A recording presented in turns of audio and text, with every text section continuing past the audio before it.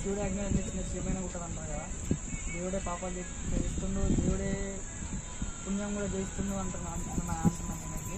ఎందుకంటే తప్పులు చేస్తున్నాం, పాపాలు చేస్తున్నాం, మనం చేస్తున్నాం, ఈ పాపాలు కూడా దేవుడు చేపిస్తుంది. పాపాలు కూడా దేవుడు చేపిస్తుంది కదా, ఎంతవరకు అని. హరే కృష్ణ. చాలా మంచి ప్రశ్న అడుగుతున్నారు. భగవంతుని యొక్క ఆజ్ఞ లేకుండా ఒక చెట్టు ఆకు కూడా కదలదు కదా. మరి అటువంటిది ఎన్ని పాపాలు జరుగుతున్నాయంటే పాపాలు కూడా భగవంతుడే చేస్తున్నాడు, కానీ రిజల్ట్ మాత్రం మనకిస్తున్నాడు అనేది అతని ప్రశ్న.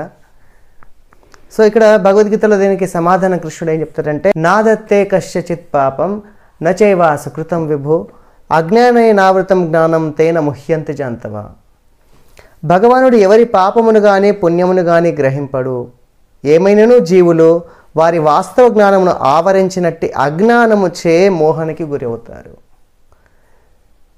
మరి పాపాలు ఎందుకు చేస్తున్నారు, భగవంతుడు చేపిస్తున్నాడు అంటే భగవంతుడు ఇక్కడ చేతులు ఎత్తేసారు, నేను కాదు చేయించేది, మీ పాపం పుణ్యం మీకే.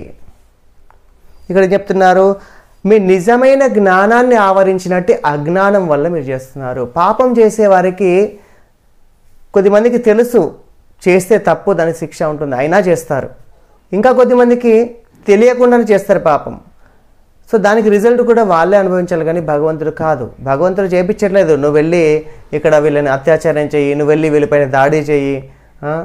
ఎంతోమంది ఇప్పుడు బంగ్లాదేశ్లో నరహింస హిందువులపైన చంపేస్తున్నారు హిందువులకి. ఇదంతా భగవంతుడు చేయించట్లేదు. భగవంతుడు చేయించట్లేదు, నువ్వు వెళ్ళి మానభంగం చేసేయి, నువ్వు వెళ్ళి మర్డర్ చేసేయి, ఇదంతా భగవంతుడు చెప్పట్లేదు. ఎవరైతే చేస్తున్నారో వాళ్ళు వాళ్ళ యొక్క నిజమైన జ్ఞానం లేకుండా వాళ్ళకు ఆవరించినట్టు అజ్ఞానం వల్ల చేస్తున్నారు.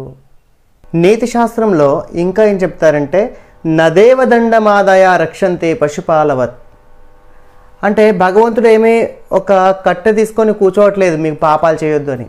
ఎప్పుడైతే మీరు మేకల కాపరిని చూస్తారో, మేకల కాపరి దగ్గర ఎప్పుడు కూడా కట్టె ఉంటుంది వాటిని కంట్రోల్ చేయడానికి, ఈ పరిధిలో నుంచి బయటకు రానియకుండా. అలా కృష్ణుడు కట్టె పట్టుకొని మనకేమీ ఎప్పుడు కూడా కూర్చోవట్లే మీరు పాపాలు చేయకూడదు అని.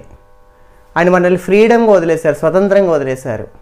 కానీ ఏషాం రక్షితుం ఇచ్చామి, ఎవరికైతే ఏషాంతో రక్షితుం ఇచ్చంతే సద్బుద్ధ్యా యోజయంతి తం, ఎవరికైతే తను రక్షించాలి అనుకుంటాడో వాళ్ళకి సద్బుద్ధిని ఇస్తాడు. అది స్పెషల్ ఫేవర్, అది స్పెషల్ కృప.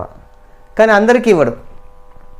అమ్మో ప్రభు మాకు రక్షించండి, ఇంకా నేను ఎప్పుడు పాపాలు చేయను, ప్లీజ్ నాకు మంచి బుద్ధిని ఇవ్వండి అంటే అప్పుడు పాపాలను ఏమి కూడా చేయకుండా ఉండేటట్టు భగవంతుడు బుద్ధిని ఇస్తాడు.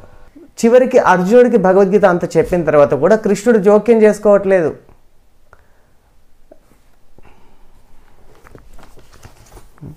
ఇతితే జ్ఞానమాఖ్యాతం గుహ్యాత్ గుహ్యతరం మయ విమృశైతత్ అశేషేణ యథేచ్ఛసి తథా కురు. ఇప్పటి వరకు నీకు భగవద్గీత అంతా కూడా చెప్పాను.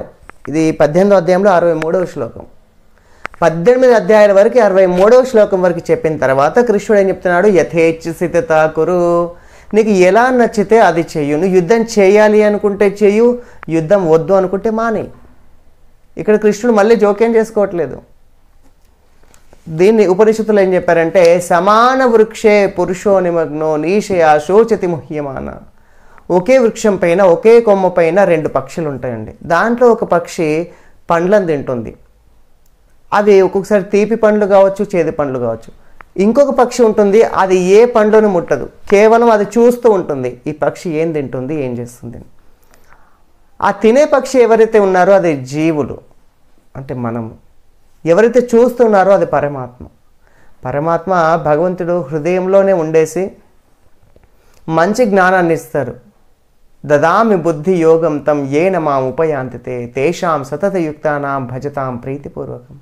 ఎవరైతే భక్తిని చేస్తే, భగవంతుని ప్రార్థిస్తే భగవంతుడు ఇమ్మీడియట్గా వాళ్ళ హృదయంలో ఉండేసి సద్బుద్ధిని ఇస్తారు. ఈ అజ్ఞానాన్ని భగవంతుడు పారదోలిస్తాడు.